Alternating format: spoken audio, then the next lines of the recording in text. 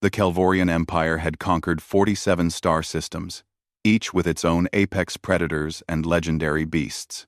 But nothing in their vast menagerie compared to the creature they called Infernus a Draconis Stellaris, a space dragon from the volcanic moons of Pyrrhus 9. Marcus stood before the reinforced titanium alloy cage, his forearms crossed in frustration. As the Empire's master beast tamer, he had broken the spirits of void krakens and stellar serpents. His reputation stretched across 3 galaxies. But this dragon, this magnificent, terrifying creature, had injured 17 of his best handlers and destroyed 4 containment facilities. "We should just euthanize it," suggested one of the Kelvorian generals, his scales shimmering under the artificial lights.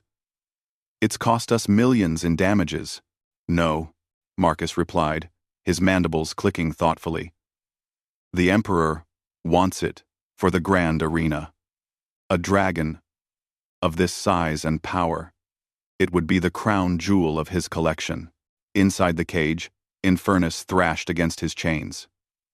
The dragon measured nearly 60 meters from snout to tail, with obsidian scales that absorbed light and wings that crackled with residual stellar energy.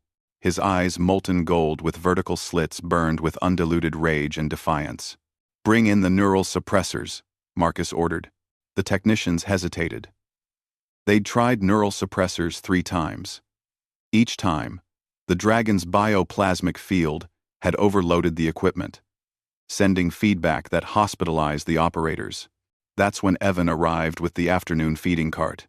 The human stable boy was unremarkable by Kelvorian standards. No scales, no extra limbs, just pale skin, brown hair, and those strange binocular eyes. The Empire had absorbed Earth decades ago, and humans now served in various menial capacities throughout Imperial space. Evan had been assigned to the beast pens 2 months prior, mucking out cages and hauling feed. "You shouldn't be here, human," Marcus snapped. "This area is restricted." "Sorry, sir," Evan said softly, parking his cart. "I've got the feeding schedule. Even the dangerous ones need to eat."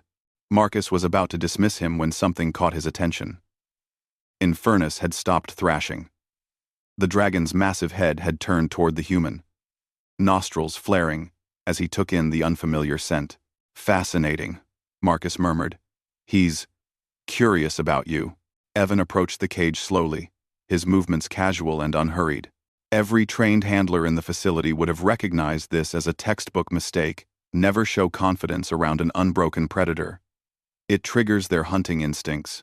But Evan wasn't approaching with confidence. He was approaching with something the Kelvorians didn't understand. Gentleness. "Hey there, big guy," Evan said quietly, stopping a safe distance from the energy barrier. "That looks really uncomfortable. Those chains must be terrible." Marcus felt his secondary heart skip. "Human. Step away from. You must be so scared," Evan continued, ignoring the command. "Taken from your home, thrown in this cage, surrounded by creatures you don't know. I'd be terrified too." The dragon's golden eyes fixed on Evan. The thrashing stopped completely. "Listen," Evan said, his voice barely above a whisper.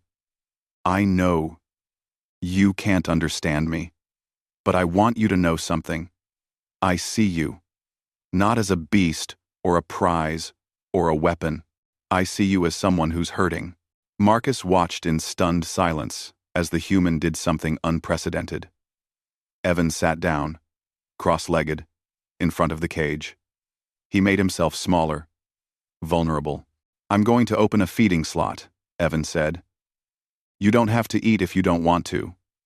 But if you're hungry, the food is here. No tricks, no traps, just food, kindly. Would you let me help you?" "Mater."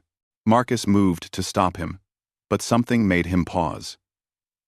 In all his years of beast taming, he'd never seen a creature react like this. Infernus had lowered his massive head to the floor, eye level with the sitting human. The dragon's breathing had slowed, the crackle of energy around his scales diminishing. Evan opened the small feeding slot, a gap barely large enough for a container to pass through. He slid through a container of processed protein and stellar minerals.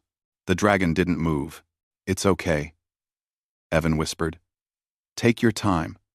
I'll just sit here with you for a bit, if that's all right." 15 minutes passed in silence. Then, something miraculous happened.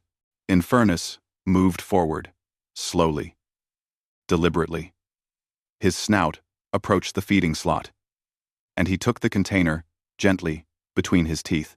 He ate without aggression, without the violent fury he'd shown every other handler. When he finished, the dragon made a sound, a low, rumbling vocalization that the monitoring equipment had never recorded before. It wasn't a roar or a growl. "He's purring," one of the technicians whispered in disbelief. Over the next 3 weeks, Evan spent his breaks sitting by Infernus's cage. He talked about Earth, about his family, about the feeling of rain on grass, things the dragon couldn't possibly understand, but responded to nonetheless. The dragon's aggression faded day by day.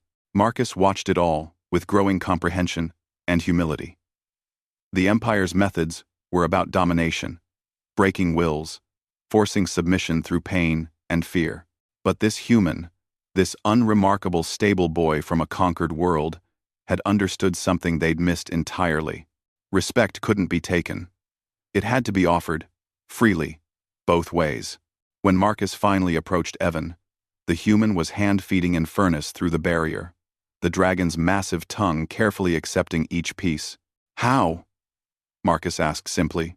Evan looked up, surprised to be addressed directly by the master tamer. "Sir, how did you do what 17 of my best trainers could not?"